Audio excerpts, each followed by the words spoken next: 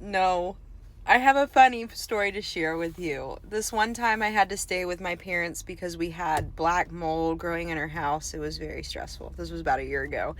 And I had asked my husband for the Book of Enoch for my birthday. And so it came in around the time I was staying at my parents' house. And I was like, got it out. And I was like, Dad, look, the Book of Enoch.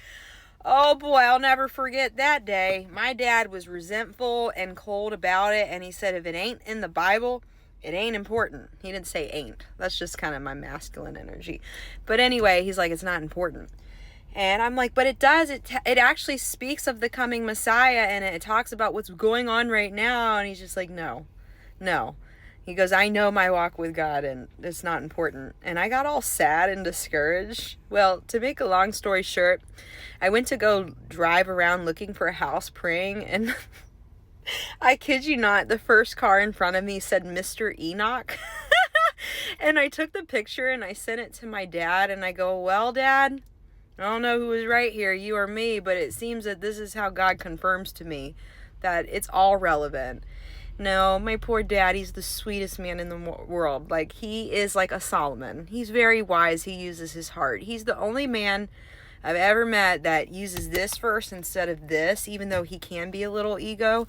But he's so sweet and so innocent, and he loves Jesus so much. He goes and feeds the homeless people, and he's very passionate about politics. And God bless him, because I just because I didn't vote didn't mean that he wasn't supposed to vote. God arranged the story the way that God meant to do it. But along the side of it, he doesn't want to hear about these books, and I can't change his mind at all, but just love him. And so one thing I've asked out of him is, if my parents don't want to hear what I have to say, I want them to teach me. So I said, thank you, Dad, for passing your mantle down to me, and I would really like you to send me a memory verse every day. So that's how my dad and I are bonding after all the things we've been through. But I think it's actually beautiful, because I think it will all make sense in the end.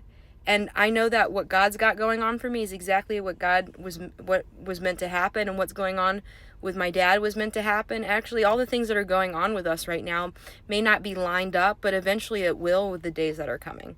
So anyway, thanks for being my friend, and I just wanted to share that. I love my dad. He's the most amazing man in the world. But I wish I could open his eyes, but I can't do that. Only Jesus will. And I believe Jesus is going to do it soon with these signs and wonders that are coming. And I do believe he'll wake up to the Roman Catholic Church, because he defends it like no other, in the Vatican, because they're brainwashed. It's so sad. It makes me sad. But we got to be there and be strong, because my dad is the sweetest man, and it makes me want to stand up even more for the people. So anyway, wanted to share that.